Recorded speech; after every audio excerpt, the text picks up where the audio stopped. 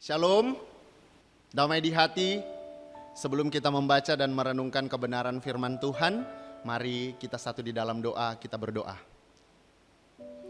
Bapa kami di dalam sorga, kami mengucap syukur dan berterima kasih kepadamu karena di malam hari ini kami boleh menikmati sukacita dalam satu persekutuan ibadah pemuda Aras Jemaat Gemim Daniel Karumengah.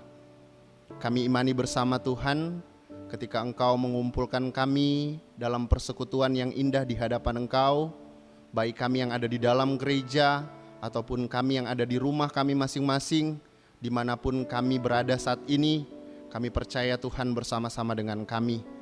Dan untuk menguatkan iman kami sebagai orang percaya, mewujudkan iman kami akan membaca dan merenungkan kebenaran firman-Mu.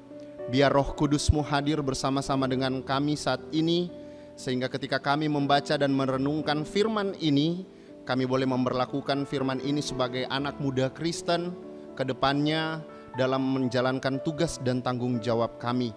Kami siap untuk membaca dan merenungkannya. Di dalam nama Tuhan Yesus kami berdoa. Amin.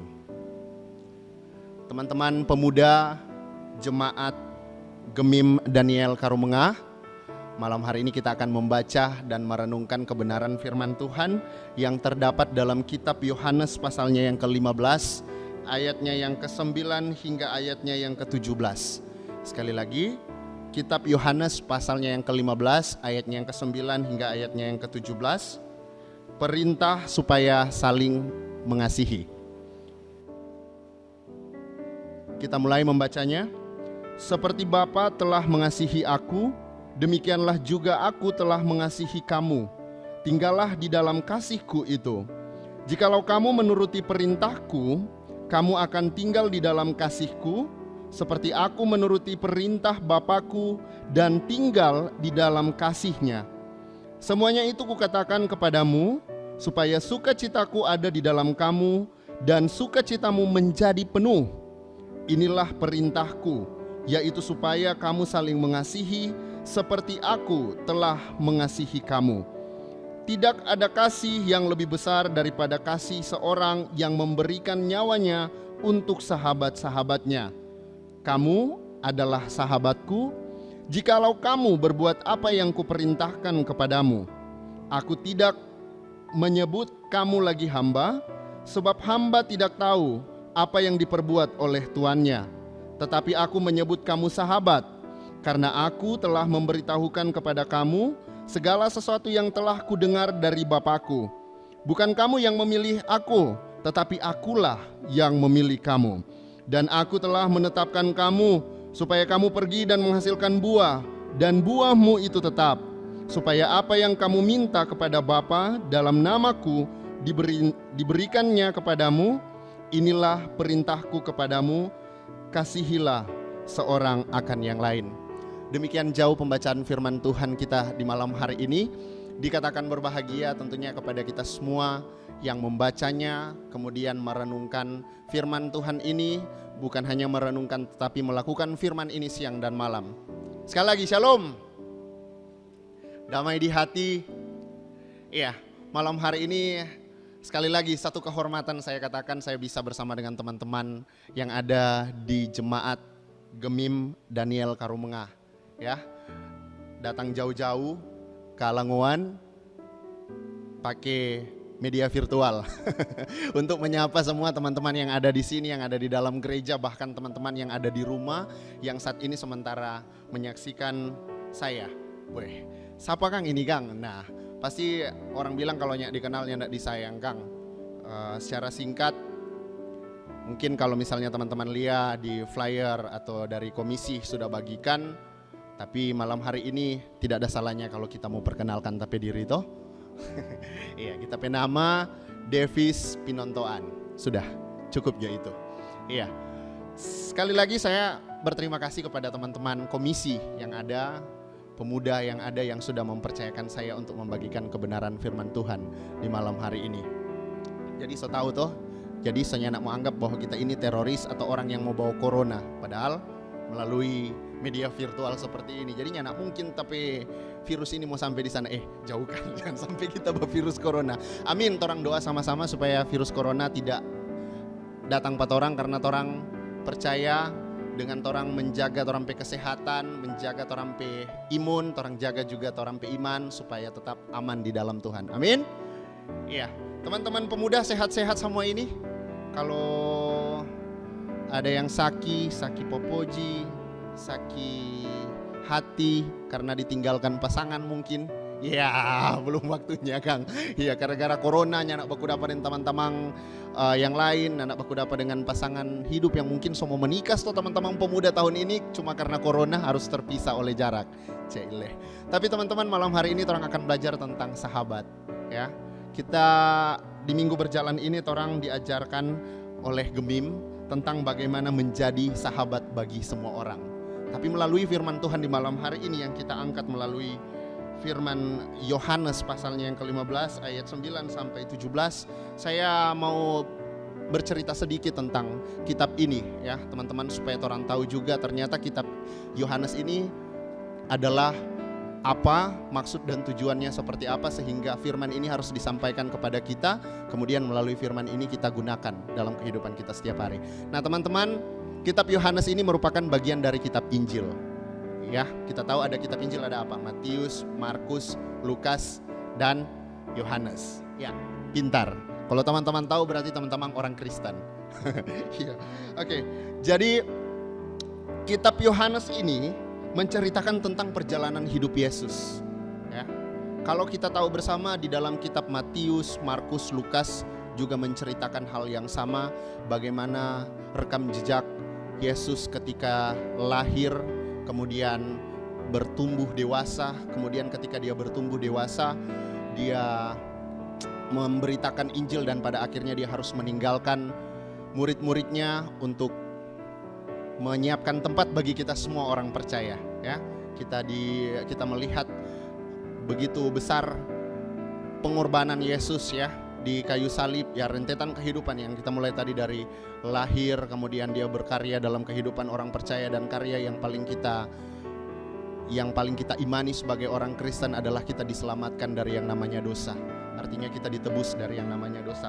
Nah teman-teman, kitab Yohanes pasalnya yang ke-15 ayat 9 sampai 17 ini sangat berkaitan erat dengan pasal-pasal sebelumnya. Kenapa saya katakan demikian? Karena di pasal-pasal sebelumnya juga berbicara tentang amanat atau nasihat-nasihat penguatan dan pengutusan murid-murid Yesus menjelang saat perpisahannya. Ya, jadi ketika Yesus memberikan amanat, memberikan nasihat, penguatan kepada murid-muridnya pada waktu itu, sebenarnya ini menjadi satu harga mati buat orang-orang Kristen untuk menikmati ini. Menjadi satu yang harus orang lakukan, tidak boleh tidak sebagai orang Kristen. Tapi kata bukan mau dipaksakan, semua datang dari dalam hati. Tapi ketika kita mengimani kehadiran Yesus dalam kehidupan kita sebagai orang percaya, kita yakin bahwa segala sesuatu yang kita lakukan itu adalah untuk Tuhan Yesus Kristus. Ya, setelah menyampaikan tentang pokok anggur, teman-teman kita lihat di bagian sebelumnya ada sebelum perintah supaya saling mengasihi, ada pokok anggur yang benar. Ya, Yesus berbicara tentang sifat persekutuan antara Yesus dan murid-muridnya. Bagaimana orang melihat kehidupan Yesus dan murid-muridnya pada waktu itu, ya. Bagaimana kisah kehidupan mereka yang ada pada waktu itu, sehingga ketika setiap orang percaya yang melihat kisah ini menyadari bahwa ada hubungan yang sangat erat, ada hubungan yang sangat akrab antara Yesus dan murid-muridnya. Nah, kalau kita melihat di sini teman-teman pemuda, kasih Bapa terhadap Yesus itu menjadi sumber utama, menjadi ukuran, menjadi contoh bagi murid-muridnya untuk mengasihi Yesus. Jadi ketika kita melihat begitu besar kasih Bapa kepada Yesus, itu pun yang mau ditunjukkan kepada murid-muridnya yang ada pada waktu itu. Hubungan emosional yang baik antara Yesus dan murid-muridnya ini harus dicontoh oleh murid-muridnya sendiri ketika Bapa mengasihi Yesus. Yang terang imani sebagai orang Kristen dalam wujud manusia, kita percaya bahwa ketika Yesus hadir dalam kehidupan kita, kita percaya bahwa Yesus pun mengasihi kita. Yesus Kristus ini teman-teman pemuda adalah refleksi kasih Allah, ya. Di antaranya kasih yang orang percaya tidak mementingkan diri sendiri, tidak egois, bahkan rela berkorban. ketika kita melihat perjalanan kehidupan Yesus ketika dia masih kecil, berusia remaja, dia sudah ada di dalam bait Allah. Bahkan ketika berusia dewasa, memberitakan Injil, melakukan mujizat-mujizat, ada kuasa penyembuhan di sana, ada banyak hal yang dilakukan oleh Yesus. Ini sebenarnya menjadi satu pegangan yang kuat buat kita. Bahkan karya selamatnya dalam kehidupan kita melalui penebusannya di kayu salib, Tuhan sudah rela, Yesus sudah rela mati untuk kita semua. Kita sudah ditebus dari yang namanya dosa dan kita sudah diselamatkan. Artinya kasih yang Yesus tunjukkan dalam kehidupan setiap orang percaya itu adalah sempurna. Oke, teman-teman, malam hari ini saya mau bahas ada 3 sebenarnya poin pembelajaran yang saya lebih senang menggunakan kata pembelajaran karena saya juga bergaul dengan dunia pendidikan. Ada 3 poin pembelajaran yang mau saya sampaikan kepada teman-teman pemuda yang ada saat ini. Kita melihat tentang karya Allah di dalam Yesus Kristus dalam kehidupan kita sebagai orang percaya. Kita melihat di sini yang pertama, teman-teman pemuda, kasih Allah itu sempurna. Kenapa saya katakan kasih Allah sempurna? Kasih Allah itu hadir dalam kehidupan kita dalam berbagai macam keadaan yang kita alami, dalam berbagai macam tekanan yang kita alami. Allah di dalam Yesus Kristus tetap sabar, tetap setia walaupun orang baking kasus, baking dosa, melakukan tindakan-tindakan yang tidak benar di hadapannya. Walaupun secara manusia orang tahu bahwa daging lemah, roh penurut tetapi daging lemah. Namun kita imani bersama, kita percaya bersama, ketika kita melakukan segala sesuatu dengan sungguh-sungguh, dengan iman yang benar, kita percaya bahwa kasih Allah itu sempurna. Iman kepada siapa teman-teman pemuda? Iman di dalam Yesus Kristus. Nah, saat ini saya percaya teman-teman, ketika teman-teman percaya bahwa kasih Allah itu sempurna, teman-teman sudah mengaku ke dalam diri teman-teman, teman-teman sudah sadar di dalam diri teman-teman bahwa kehadiran Yesus Kristus itu tidak pernah berkesudahan. Ya, walaupun kita tahu bersama saat ini dalam masa pandemi COVID-19, teman-teman, dengan masa pandemi seperti ini kita semua harus diajak untuk physical distancing, social distancing, dan buktinya malam hari ini yang biasanya mungkin teman-teman kalau beribadah pemuda harus sama-sama di rumah gereja atau di rumah-rumah untuk beribadah, tapi kita harus terpisah karena jarak dan waktu. Tapi kita sebagai orang Kristen, kalau kita sadar bahwa sebagai pemuda gereja, sebagai tiang-tiang gereja kita harus datang beribadah, ya mari kita datang beribadah, jangan jauhkan diri dari pertemuan ibadat. Karena kita percaya bahwa kasih Allah itu sempurna, ya. Kasih Allah yang sempurna, yang nyata di dalam kehidupan kita, kita juga harus tunjukkan kepada setiap orang yang ada di sekitar kita. Ya, walaupun sebagai manusia beda antara kasih kita manusia dan kasih Allah. Ya, kenapa saya katakan berbeda? Kalau manusia mau kasih tunjuk kasih di antara sungguh-sungguh dengan nyanda, ya, di antara betul-betul dengan nyanda. Tetapi kasih Allah itu sempurna.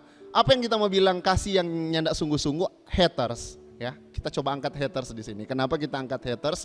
Haters yang sok kelihatan, musuh yang sok kelihatan, ya wajar. Orang juga harus kasihi dia karena dia juga harus orang kasihi. Itu ada di poin ketiga yang akan saya angkat sebentar. Tapi ada orang yang bersahabat, yang sudah punya teman artinya yang sudah bersahabat dengan siapa saja, ya. Sahabat sejati adalah Yesus Kristus. Tapi kalau bicara tentang kita dan teman kita, kita anggap itu hanya sekedar teman. Karena kalau bicara tentang sahabat, hele orang securhat pada dia belum tentu dia jaga baik-baik orang pecurhatan. Toh, artinya ada orang yang memanfaatkan persahabatan untuk menikung orang dari belakang. Teman-teman hati-hati, walaupun dalam keadaan tertentu, dalam keadaan yang bermasalah, kita sudah berusaha baik, tapi kadang ada orang yang berusaha untuk menjatuhkan kita. Kita sudah pada posisi di atas, tapi karena posisi ini dia harus sebenarnya menguatkan kita dari berbagai jenis keadaan yang ada di dalam diri kita. Yang kedua yang saya mau katakan tadi kepada teman-teman, kasihilah musuhmu. Siapapun yang ada di sekitar kita, sebagai pemuda, sebagai tiang gereja, mari kita sadari, mari kita akui di dalam diri kita, apa yang harus kita tunjukkan adalah kita mengasihi musuh kita. Walaupun orang secerita-cerita bisa orang secerita-cerita yang nyandak bagus, orang harus tetap jaga orang pe integritas bahwa orang harus mengasihi orang pe musuh. Dan yang terakhir, kasih tidak memandang perbedaan, tetapi kasih itu mengikat perbedaan. Kalau orang bilang kasih adalah senjata orang Kristen, tapi bagi saya kasih adalah alat untuk orang mengikat perbedaan dengan siapa saja. Firman Tuhan hari ini mengajarkan kita untuk tetap mengasihi orang yang ada di sekitar kita, siapapun itu. Marilah kita mulai mengasihi diri kita, mengasihi sesama dan Tuhan Yesus. Tuhan Yesus memberkati kita semuanya. Amin. Bapa kekal di dalam sorga, terima kasih untuk firman-Mu di hari ini. Kau begitu baik bagi kami semua. Walaupun dalam keadaan yang terbatas, dalam suasana yang begitu berbeda, dengan waktu yang begitu singkat, tapi kami imani bersama bahwa ketika kami menerima firman-Mu, firman ini akan berlaku di dalam hidup kami, dan kami pun akan memberlakukan itu dalam kehidupan kami dimanapun kami pergi dan berada. Kepada siapapun itu, kami akan menunjukkan kehidupan kami sebagai pemuda, sebagai tiang-tiang gereja untuk tetap menjadi kasih, menjadi berkat melalui kasih yang kami lakukan kepada setiap orang yang ada di sekitar kami. Kami belajar dari kasih Allah yang begitu sempurna. Kami belajar bahwa kami harus mengasihi musuh kami, walaupun kami terbatas dengan berbagai keadaan kehidupan kami, daging kami lemah, tapi roh kami tetap bekerja untuk melakukan hal-hal yang baik dan benar. Tapi kami percaya Tuhan bahwa kasih itu tidak memandang perbedaan, tapi kasih itu mengikat perbedaan yang ada di sekitar kami. Oleh karena itu, dengan kasih yang kami punya sebagai orang Kristen, sebagai pemuda, sebagai tiang gereja, biarlah itu bekerja di dalam hidup kami, dan kami bekerja bagi orang yang ada di sekitar kami dengan kasih yang kami miliki. Ini syukur kami Bapa, ini firman yang sudah kami dengar, ini firman yang sudah kami sampaikan, biar berguna dalam hidup kami, dalam lanjutkan tugas dan tanggung jawab kami. Ke dalam tangan-Mu kami menyerahkan kehidupan kami. Amin.